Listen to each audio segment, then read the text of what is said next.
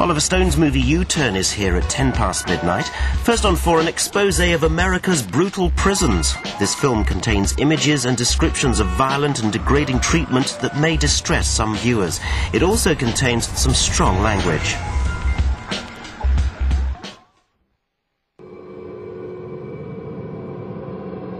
Abu Ghraib prison in Baghdad, and photographs that shocked the world. Iraqi prisoners humiliated, tortured by American guards. George Bush said he was appalled this was not the American way. More American guards screaming abuse at naked prisoners. But this is not Baghdad. This is Brazoria in Texas. Many American states require prison guards to video raids to prove there's no excessive force. They're searching this cell block for drugs. Somebody was saying that the guards are going in the cells and pulling people out and stuff, and strip searching them.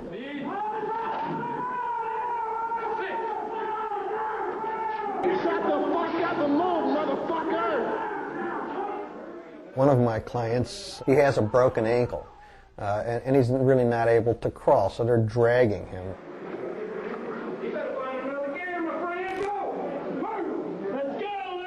And he's zapped on his behind with a taser or a stun gun of some sort. Come on, white boy, get it. He's got a broken ankle. My whole body was just doing this. Couldn't stop shaking. Some prison officers also have electric cattle prods. Others have dogs.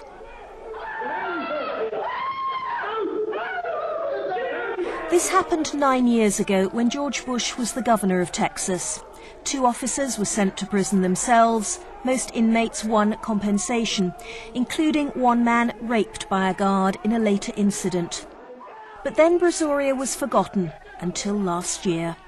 I flipped on the congressional hearings about Abu Ghraib, and here are these politicians saying this is just wrong, this is just a violation of basic human rights. And I thought, well, what hypocrisy, because they know we do it here every day. Tonight, we reveal how America treats prisoners in its own backyard. Youths pounded by guards. Inmates dying after being shackled or beaten to a pulp.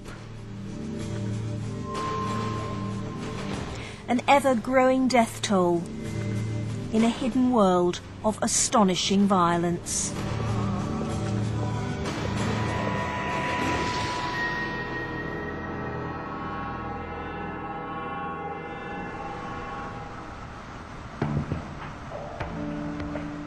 In northern Florida is the well-named town of Stark, population 5,500. The local economy depends on the 5 state prisons around the town. Most families have someone working inside them. Prisoners also clean and maintain the town. But out of sight, in the 2 high-security prisons, most men are held in solitary confinement. You're greeted with screaming, just an unbelievable din of noise. It's extremely hot. It smells like a mixture of sewage and urine. You're in a 9 by 7 cell that's painted white. I've counted the bricks. Okay, I've counted the sink, which wasn't hard. There's only 1 sink and 1 toilet. Mitch Scott spent nearly 30 years inside for armed robbery and rape, including several years in solitary. You have a lot of time to reflect, you know, on everything and anything. The prisons department wouldn't let us in anywhere, but their press officer, Sterling Ivey, said we could film from the road. Hello. How y'all doing? Hi. Good. From Channel 4. Sterling Ivey knows all about us. Who does? Sterling Ivey. Despite that permission, we were stopped every time. Sterling Ivey, yes. Because he said to me also that he'd notified both New River and FSP that we were going to be here.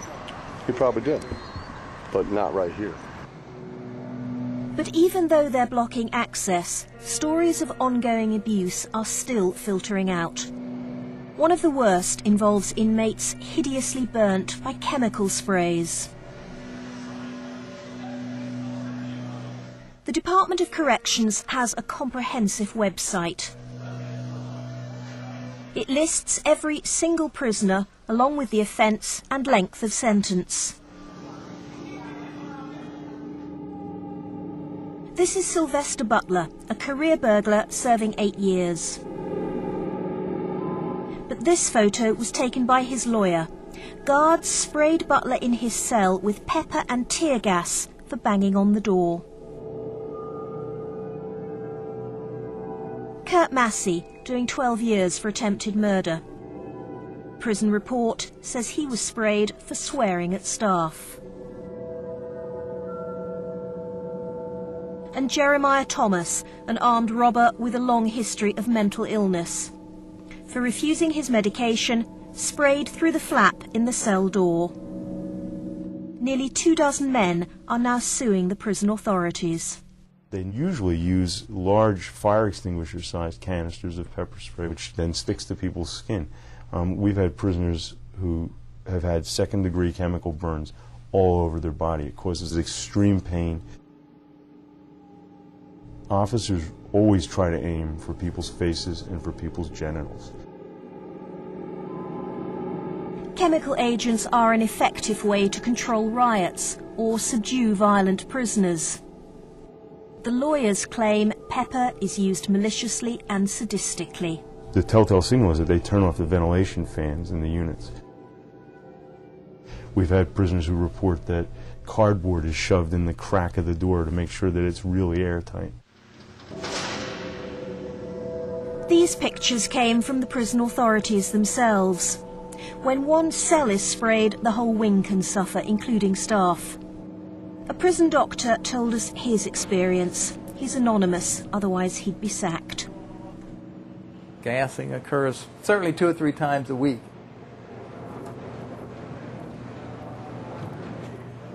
The security people say, get off the door, get off the window. I've told you 3 times, okay, you're going to get gassed. Your eyes begin to tear and your nose begins to burn. It becomes a horrendous irritation where you're almost choking in your own saliva. I think some of the security people feel that it's their job to punish these people, and they're pretty vindictive. They sprayed down the wing next to the wing that I was on, and it came through my window and gassed me, okay? And what was the effect on you? Describe to me what that was like. It was burning. I couldn't get enough water. It felt like my face was on fire. The reports, of course, all say we used 1 canister and we used 3 1-second controlled bursts. And if you look at the photographic evidence that we have of the burns that people received, there's no way you could do that without gallons of this stuff. It's being used just to maintain absolute terror in the prisoners. There's no other word than torture. The Department of Corrections wouldn't answer any of our questions, but there is a statement on its website. It says chemical agents are only employed as an extreme measure instead of force. So what counts as force in a Florida prison? When guards attacked this prisoner, they broke his ribs, pierced his lung and ruptured his spleen. And they got away with it.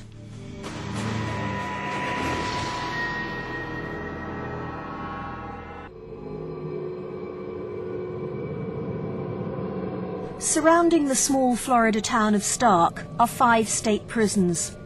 They're the major employer here, so few people criticize what goes on behind the wire. But one serving officer will. Karen Jones is one of 6 guards suing the prison department for sexual harassment.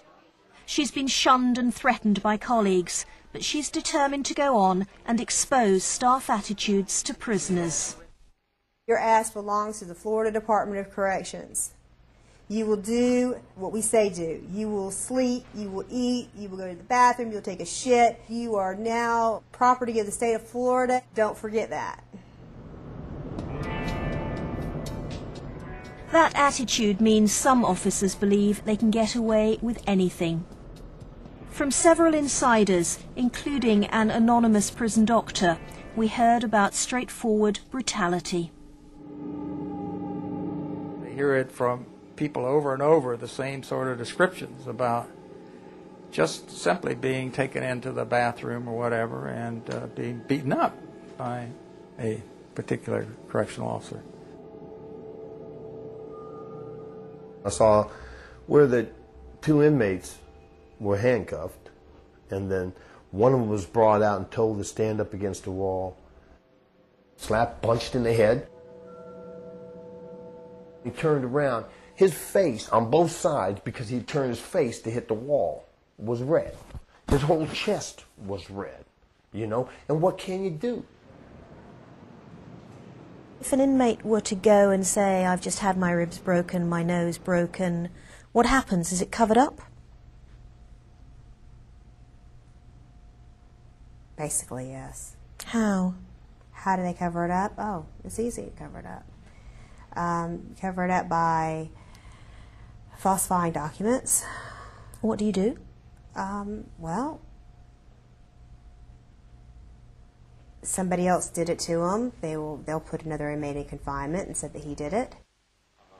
Frank Valdez tried to expose that abuse. He was already a marked man, on death row for killing a prison guard. But then Frank Valdez began writing to local newspapers about life inside Florida State Prison. He gave guards and supervisors the reason to want to shut him up. He was standing up for the rights of other prisoners who were being beaten on a daily basis. A gang of guards stormed into Valdez's cell. One of them was later given immunity for testifying how each of his colleagues laid into Frank Valdez. Describe how he was kicking him as best you can. As hard as somebody could. He was yelling. Have you ever seen anyone kick that hard before? Not that hard, no. What was he saying to the inmate? He was saying, "Who you gonna kill now, motherfucker? Who you gonna kill now?"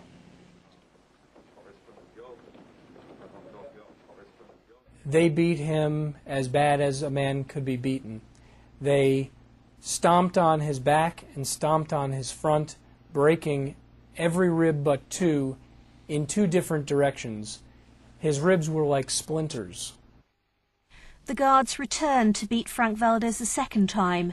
He was eventually found dead in a cell. For once, the press were invited in and told Valdez had hidden a weapon and attacked the officers. I asked a lieutenant that I knew, I said, what happened? And she said to me, Karen, have you ever seen a shark in a feeding frenzy?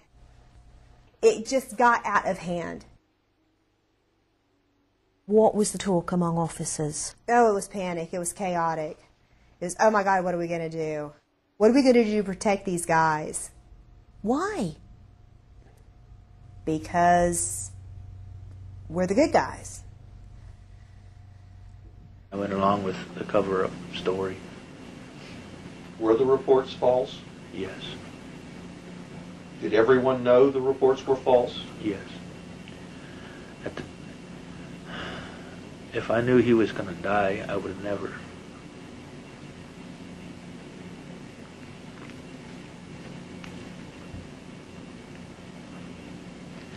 I would have never done that. Initially, 4 officers stood trial for murdering Frank Valdez. The case was heard in their hometown, Stark. All rise, please. Circuit Court for the H's. I knew we would lose. When I went up there and I saw that chief of the jury, the head juror, was an ex-correctional officer, I said, this is a laugh. I can't believe this is going on. Wanda knew Frank Valdez for years, but they only got married after he was on death row. And she was right about the outcome of the trial. The guards were acquitted. Charges against 4 more were then dropped. Jury members said later they accepted Valdez was murdered. They just couldn't agree precisely who'd done it. You can't go out and kill someone and then walk away from it because you're a correctional officer and say, well, he was no good. If we just go around killing people because we think they're no good, that's like euthanasia. Valdez's family is now suing the 8 guards, as well as the former warden, James Crosby, who's since been promoted. James Crosby is now in charge of all Florida prisons. Twice we asked to interview him. He refused. The whole idea is to discuss the prison system in general. Now, Despite the management's refusal to take part in the programme, we still wanted to hear more from those working in prisons. So we found another way, by teaming up with the local radio station. He is. How am I going to know if you don't tell me? There you go. There you go. Let's get to the phones. Who do we have on there, PC? Fascist Mike. Fascist Mike, welcome to the Drive Time Happy Hour. What do you got for us? They're in prison, as it is right now, for being a burden on society. If getting pepper sprayed is the penalty for whatever their infraction is, then I'm all for it.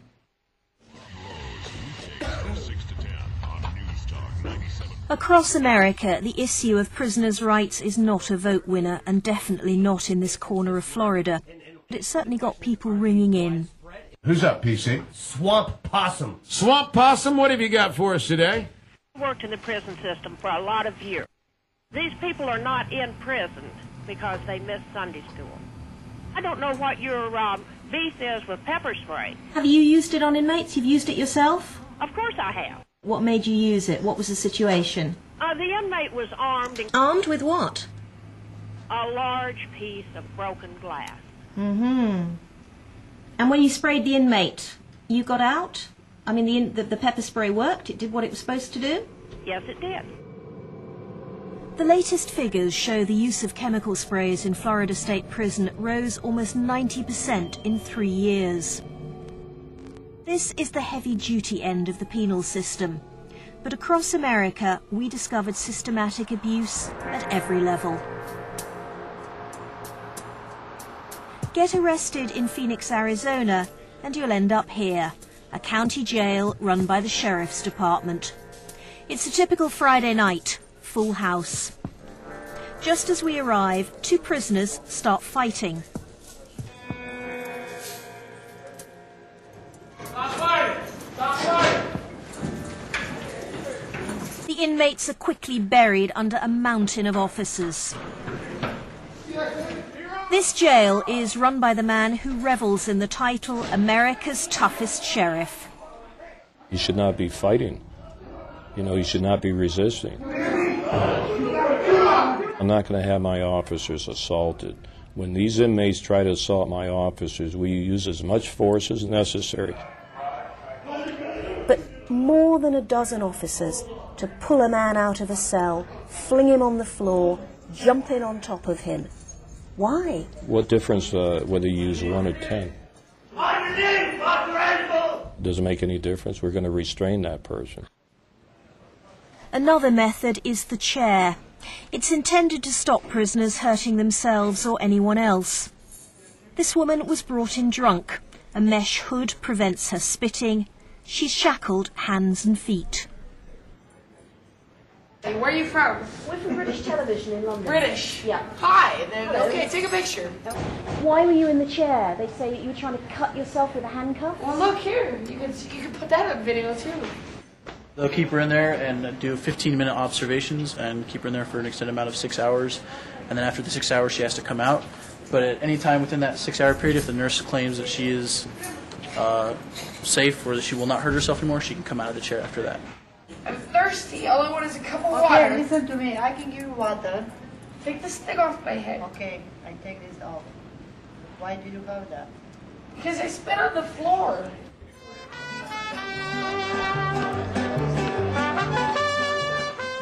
A few blocks from the jail, just beyond spitting distance, the American prison industry is gathering for its winter conference.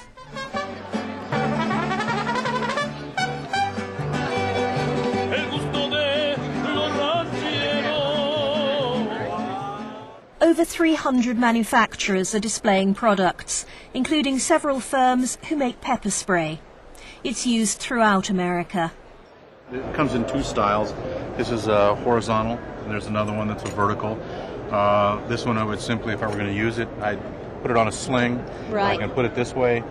We pull the safety pin, and then we would spray out. Okay. And it goes, our distance is about 25 feet of spray Right. that's going to go out. But here's pepper spray in use at close range. Regulations in many states require this to be filmed. A teenager in South Dakota punished because he won't remove sheets of paper he stuck on his cell door. These tapes provide a sharp contrast to what we heard at the Phoenix exhibition. The prison industry has a budget of over $40 billion a year. 2,000 institutions holding over 2 million prisoners. Tasers are used by police and prison officers in most states. If you have a focused, aggressive person towards you, you want to stop that behavior. It uses electricity to remotely immobilize people. This is their promotional video.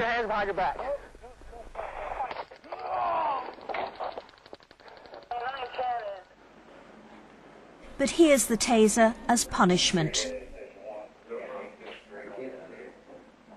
This Florida prisoner is stunned several times because he won't get into a wheelchair. His lawyers say he's also mentally handicapped, and he believes a back injury prevents him from walking. When he won't use a frame, he's stunned again. Amnesty International has linked tasers to 70 deaths in North America in the last 4 years. Although drink, drugs or heart attacks are often the official cause of death, Amnesty wants tasers banned. Human rights groups also want another device outlawed.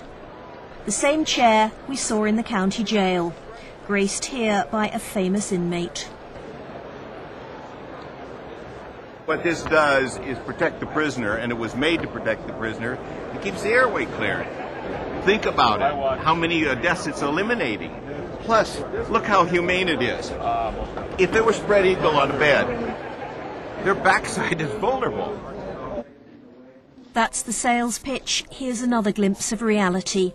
This time, Utah. This man has severe schizophrenia and he was being uncooperative. He was stripped, then locked in the chair for 16 hours.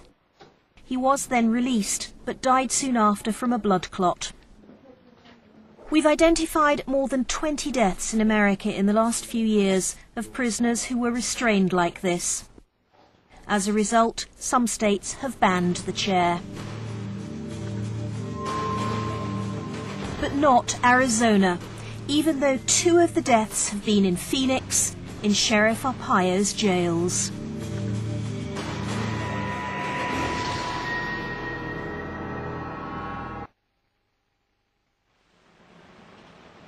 In Phoenix, Arizona, Sheriff Joe Arpaio often takes TV crews around his half a dozen jails. It's almost a choreographed routine for him, stressing the tough conditions, the convict uniforms, the terrible food.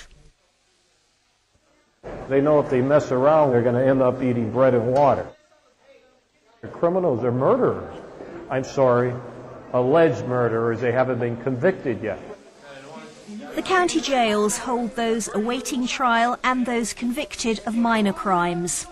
Phoenix voters like his treat 'em mean policy. He's been elected 3 times. And you were in prison, now you're back here again, and you're going back again. Yeah. Why can't you straighten up? Because I'm a criminal. No. Because you know why? No, you're only a criminal because you want to be a criminal.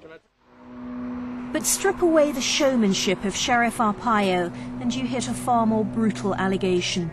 That inside his jails, prisoners are beaten, tortured, even killed.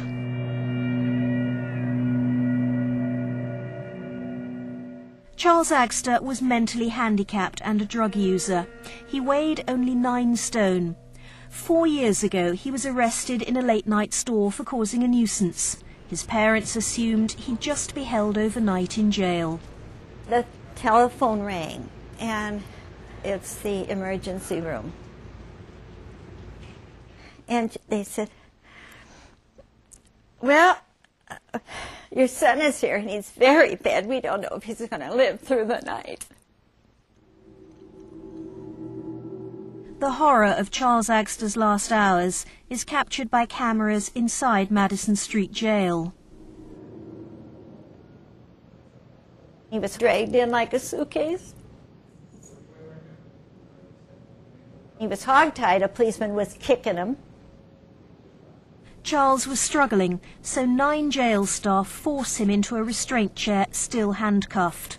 One kneels on his stomach. They bend him forward to undo the handcuffs and restrap him into the chair. If it takes 9 people to put them, like to put Charles in a chair, do you know, if that's not torture, I don't know what is. About 15 minutes later, a nurse notices Charles Agster unconscious. She checks, pinching his face, putting ammonia under his nose, but still no one removes the spit mask or frees him from the chair.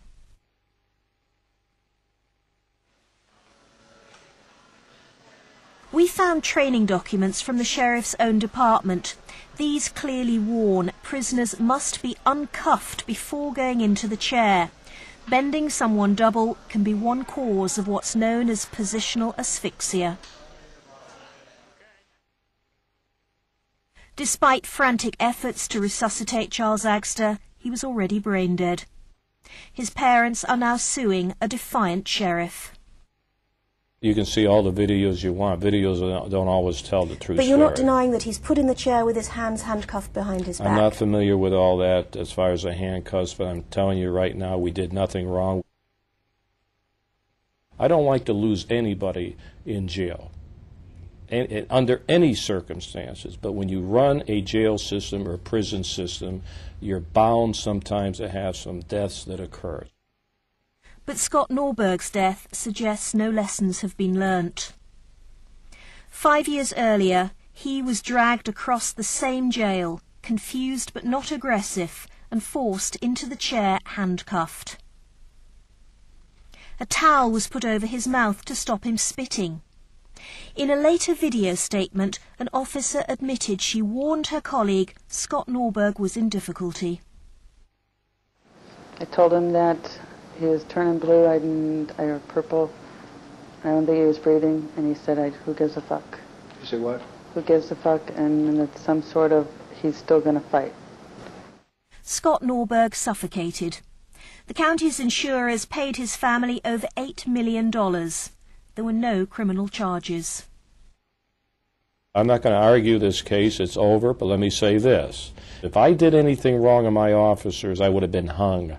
They checked everything out, my officers were clear, there was no problems with that case. So I think that tells you the bottom line. If there had been no problems, they wouldn't have paid out $8.25 million to settle it, would they? That was the insurance firm. They were afraid to go before a jury.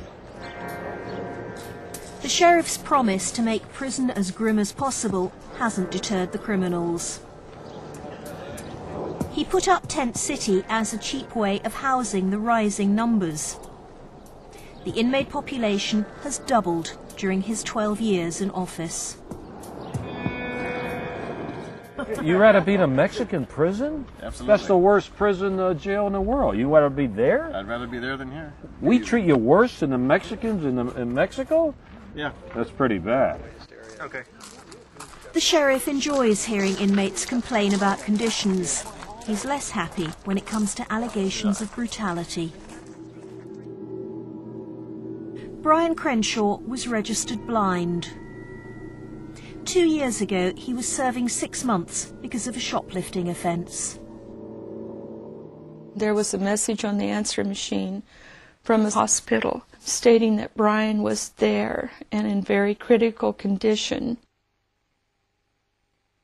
I called and I talked to the doctor, and he told me it was a matter of life and death.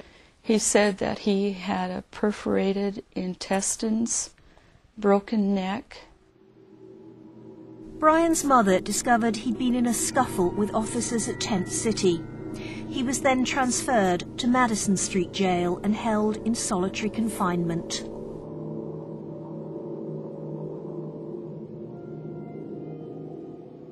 Six days later, the cameras show Brian Crenshaw taken to hospital after he was found unconscious in his cell. But he'd already told a prison doctor he'd been kicked and punched by officers at 10th City. They murdered my son. Mr. Arpaio is responsible. He is the head of this sheriff's department. And yet, he seems to thrive on this cruelty and this mentality that these men are nothing. She smuggled a camera into the hospital. After a month in a coma, Brian Crenshaw died from septicemia. The family is suing. The sheriff insists this was a self-inflicted accident. You say that he fell off the bunk, but the medical evidence says that's not consistent with his injuries. Well, we'll see what the medical record shows. So you still stick by the fact you say he fell off the bunk? Yes, 100%. And we have videos to show that. I'm not going. Once again, I'm not going to get into the details of these cases that are pending. But he told one of your own doctors that he had been severely beaten by prison officers. Well, a lot of people in jail say certain comments that are not true. So if you want to believe a few of these inmates to have their own agenda and so on, so be it. There's now a group, Mothers Against Arpaio, united by their horror stories. Pearl Wilson's son, Philip, was killed by other inmates. Beating them and senseless. She still blames the sheriff, saying his staff allow fights to happen. Owens had a letter from her daughter in jail describing how a girl died from an ectopic pregnancy because no one would call a doctor. The bad stuff is still happening, and nothing is being done. I want a kitchen job. I want a kitchen job. Sheriff Arpaio Put in a good word for me. 6 months. should look into himself and say, do I want to be the toughest sheriff in the United States? Because Arizona is not proud of the things that are going on. Believe me. See you later. Have a good day, Joe. Enjoy the sun. It's great. I love this place. I feel very comfortable with myself. I go to sleep every night. It's a tough job that I have. I have full confidence in my officers. And believe me, in the United States of America, we have the greatest criminal justice system that there is. And if this sheriff or my people did anything wrong, believe me, it would be well publicized, and I'm sure action would have been taken. We didn't find that confidence in every state. But even where the prison authorities admit there have been fundamental abuses of human rights, reform can be difficult and sometimes even dangerous. Next stop, California, and the state capital, Sacramento.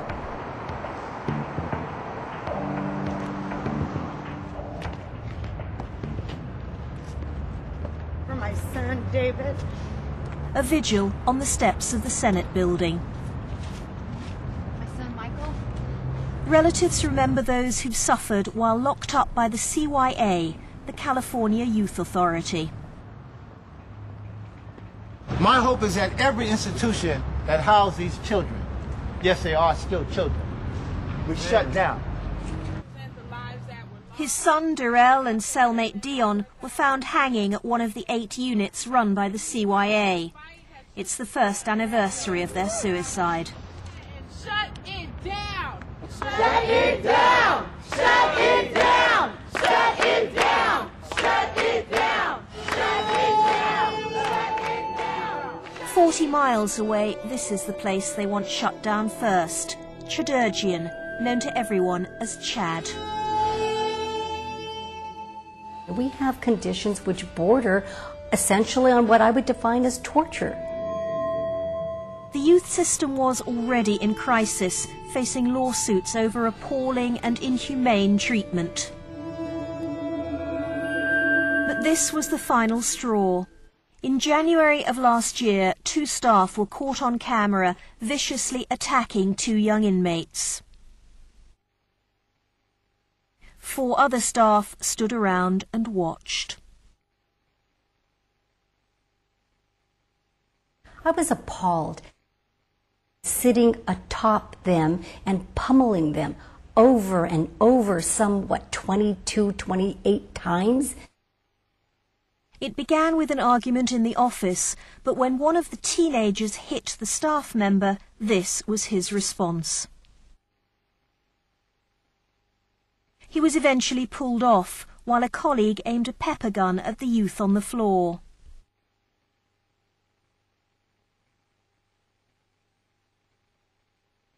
This man's now been fired, along with 5 others.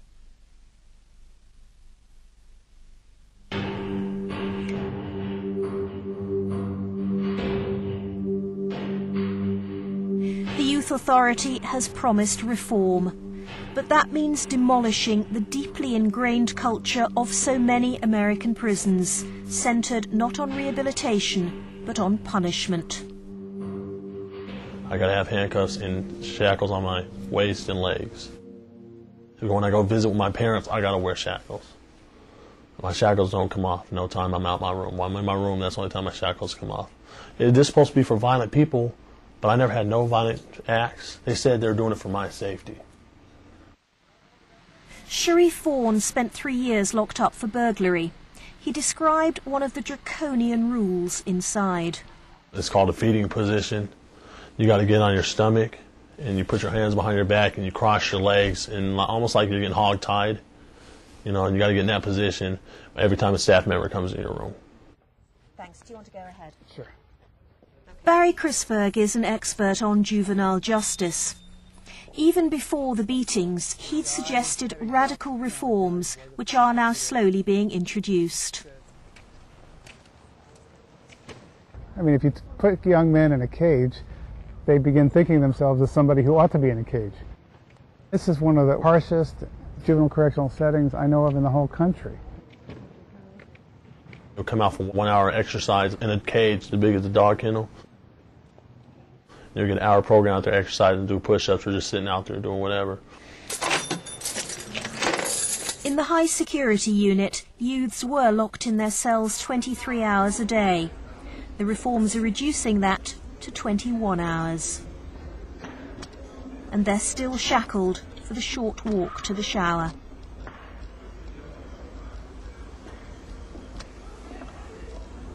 For most of the kids here, gang loyalty is everything. Black versus white versus Hispanic. And until recently, staff did little to break that culture. Essentially, we have converted what should be a rehabilitative mission, which seeks to turn their lives around, and we've essentially run them as junior prisons in California. We have created what we call essentially training schools for gladiators. More cages, and a stark relic of the old regime. Until a few months ago, these were classrooms.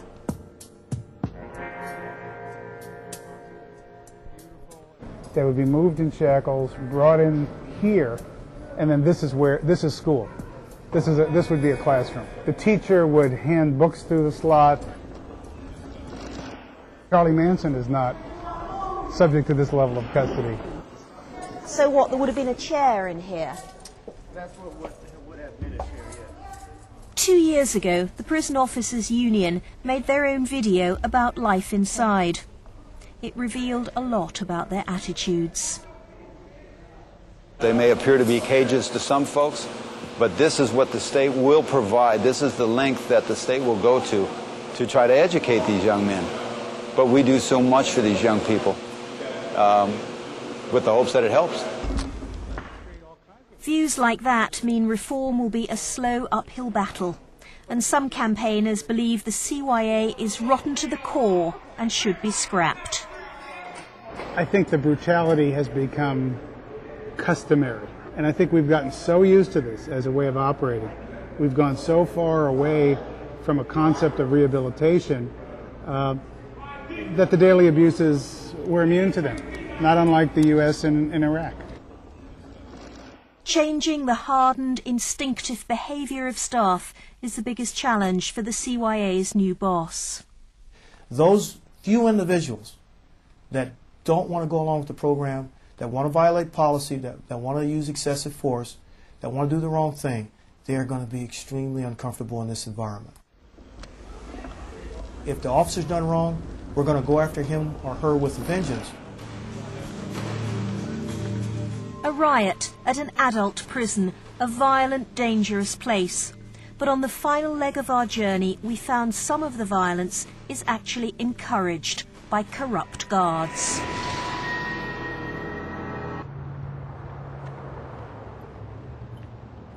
While we were filming in American prisons, an officer was murdered in California. Over 2,000 colleagues came to mourn him. Manuel Gonzalez was stabbed to death by an inmate. No one had been killed on the job here for 9 years, but that underestimates the dangers and the bond it creates. My members are assaulted to the tune of 9 a day on average. We work behind walls and fences, and they hide us away. The only time the public pays attention to issues within correctional facilities is when there are riots or scandals or allegations of abuse. We sort of have this siege mentality, and so without that camaraderie, I think that the job would be even more unbearable. The funeral was a green wall of uniforms.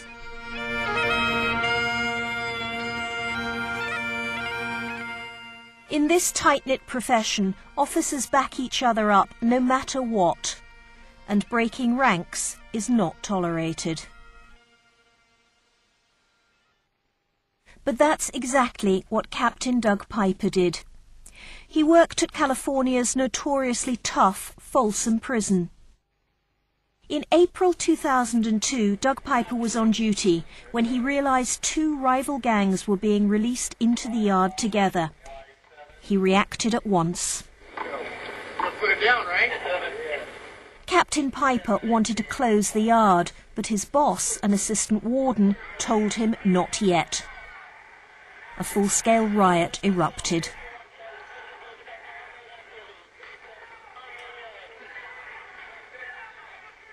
Somebody could have simply yelled, "Get down," and the inmates, that would have stopped it right there. Had Doug pushed an alarm or blown his whistle, but he was told not to. So his superior specifically stopped him doing anything that would have suppressed the riot. Exactly. There have been many allegations here of staff doing favours for the gangs, allowing them to stage fights and settle scores. During the investigation into the Folsom riot, Doug Piper raised his concerns, only to find himself moved to a less responsible position. Everybody immediately assumed that Doug was given that job change because he had to have been somehow at fault for the riot, which obviously by the video we know is not the case. All of a sudden, his reputation was nothing. Over 9 months, Doug Piper was increasingly treated like a traitor to the job, until January 2003.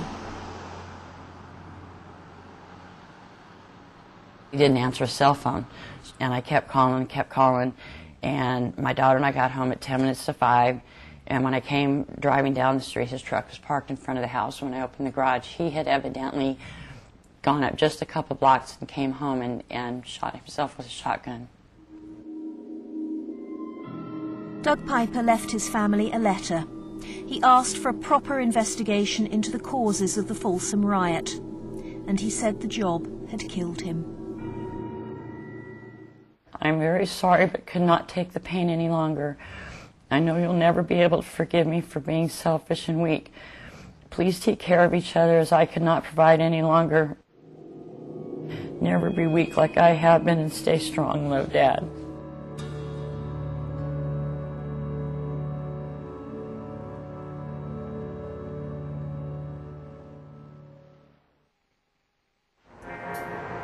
Last year, California's entire prison system came under fierce scrutiny.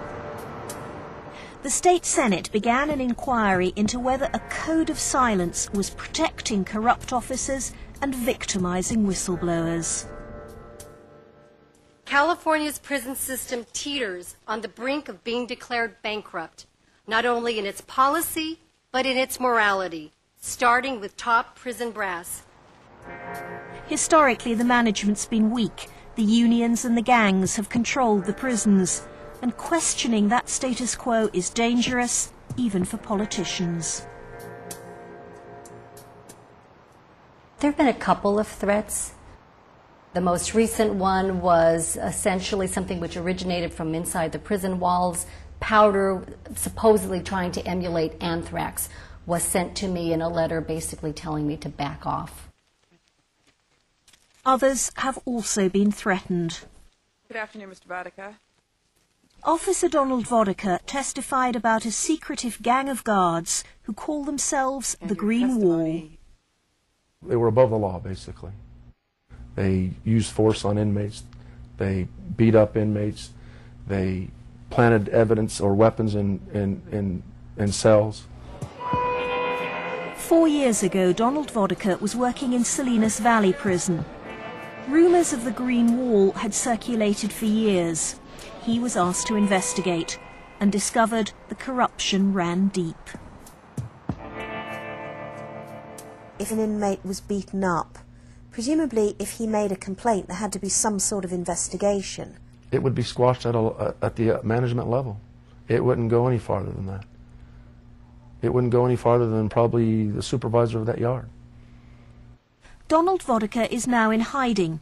We had to agree his lawyer came to the interview and we couldn't say where we met them. Ever since I broke the code of silence, I've lost everything. I've lost friends that I had associated with the Department of Corrections. I've lost some of my family members. I've lost everything. I've lost my career. I lost financially. It has devastated me. I'm on the move all the time. Why? Because I fear for my life. Seriously? Seriously. I wear a bulletproof vest on a daily basis. Show me.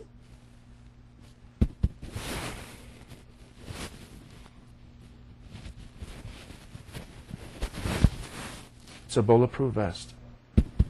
I also carry a concealed weapon. The prison department is now under new management, determined to sack corrupt staff, and the unions agreed to cooperate. Are you accepting that within your ranks you do have some officers who have abused, behaved in a way that is not acceptable? I would be a fool to deny that. I would be a fool to sit here and tell you that out of 31,000 people, I don't have an element that has some thuggery in them. There are bad people, and some of them wear badges. We have to find them as quickly as possible, and we have to get rid of them. At least California recognizes the need for change. Across America, the prison deaths continue. 2 more in the last month in Alabama and Ohio. 1 man after being pepper sprayed, the other repeatedly tasered.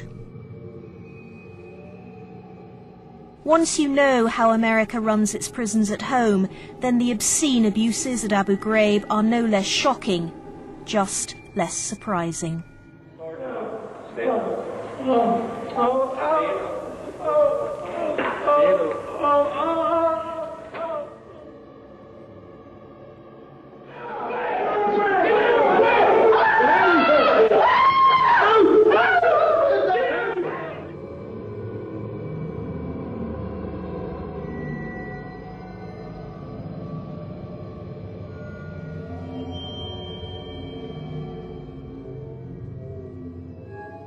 For more evidence on human rights abuses, visit channel4.com/torture to discuss, debate and take direct action.